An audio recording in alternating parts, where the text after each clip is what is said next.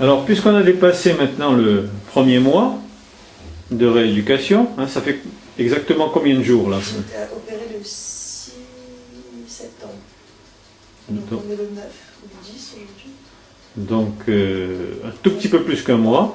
Donc, on a commencé le travail des dorsaux à partir du début de la semaine. Hein. Donc, c'est très très récent.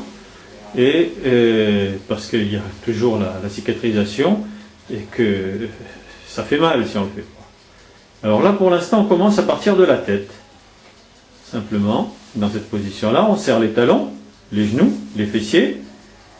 On inspire, on rentre le ventre, on contracte le périnée. Le menton reste dans le cou, on regarde vers le sol et on soulève la tête d'1 millimètre. Et quand on a fini son apnée, on repose d'abord et on souffle ensuite.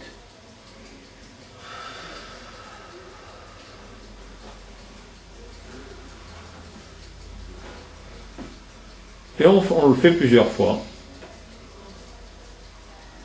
On contracte tout. Un peu comme dans le Wangunsteren, cher à Marie-Annick Gilbert. Sauf que ici, la respiration est différente. C'est la respiration à glotte fermée. Respiration d'effort. Qu'on appelait autrefois à tort respiration abdominale inversée.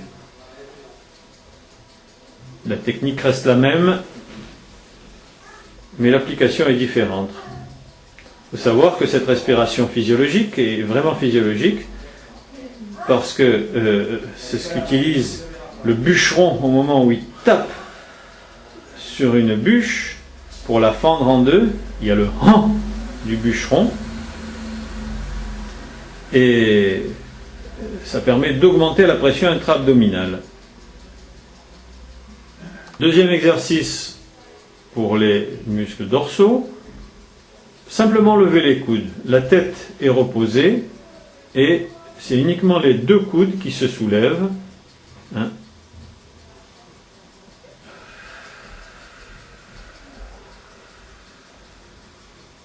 Aucune douleur. C'est ça qui est le plus important. On pourrait essayer de mettre un coussin sous le ventre pour éviter l'hyperlordose lombaire ou autre, mais ce qui est important, c'est qu'au final, votre exercice ne déclenche aucune douleur. Pour chaque patient, il y a des petits détails particuliers, un petit coussin par-ci, une position différente au niveau des membres inférieurs, par là. Donc voilà pour les dorsaux à partir du train supérieur. Alors, toujours le même exercice, bien sûr. Alors, on avait essayé de lever à la fois la tête et les bras, et là, ça faisait mal, donc c'est pour ça qu'on ne le fait pas. Dans cette position, en tout cas.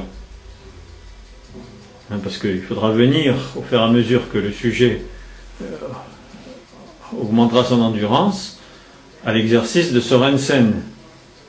4 minutes, en position de gargouille, pour être sûr qu'elle a une force qui correspond à un sujet normal. Voilà, ça c'est le premier jour qu'elle arrive à faire cet exercice avec les bras le long du corps. C'est quand même beaucoup plus facile, paume de main vers l'avant, menton dans le cou.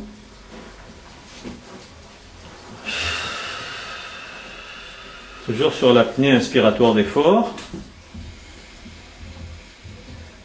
Elle se repose tant qu'elle veut entre deux exercices. Pas obligé de les enchaîner. Hein. Et on peut tourner la tête, tantôt d'un côté, tantôt de l'autre. Pas de douleur. Donc c'est le critère. On peut faire tout ce qu'on veut, mais pas de douleur. Hein. Toujours dans la limite du possible. Toujours dans la limite du possible, exactement. Et je lui demande d'avoir beaucoup de douceur avec elle-même, de ne pas aller au-delà de ses possibilités. Il y a un jour où ils ont dû aller manger au restaurant, de faire 3 km à pied, le lendemain, ça n'a pas été brillant. Donc, c'est vrai pour tout. Hein. Petit à petit, elle va reprendre l'effort, mais progressivement. Hein. Là, il y a eu un gros truc, le syndrome de la queue de cheval, hein, il faut revenir progressivement à la normale. Donc, maintenant qu'elle a le droit de s'asseoir quelques instants, on lui a appris une autre façon de se relever, toujours avec la respiration d'effort. On se met tout de suite debout. Quand on est assis, on ne traîne pas.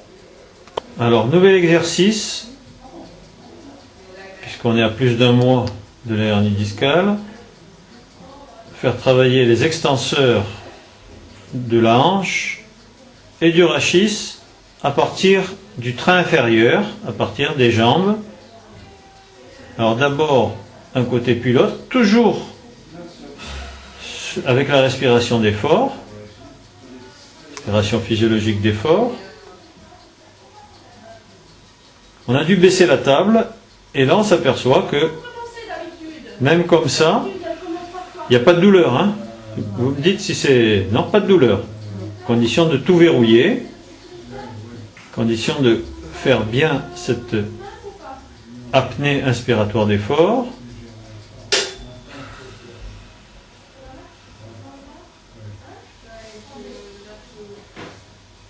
L'une après l'autre. Et après, le test.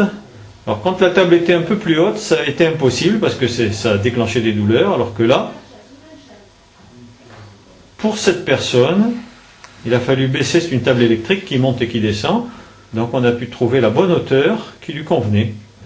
C'est très important, je pense, de faire les trois en alternance. Alternance, ça te permet de récupérer. Voilà, une jambe, l'autre et les deux. Ah, ok. Quand vous êtes fatigué et que vous sentez que c'est un peu trop, ben on arrête, hein, comme toujours. Quand on a affaire à des patients comme ça, conscients et coopérants, il faut savoir les écouter. Les patients m'ont appris beaucoup de choses.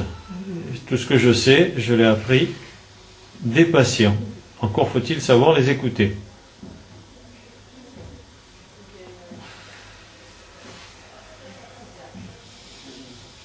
On va la voir changer de position.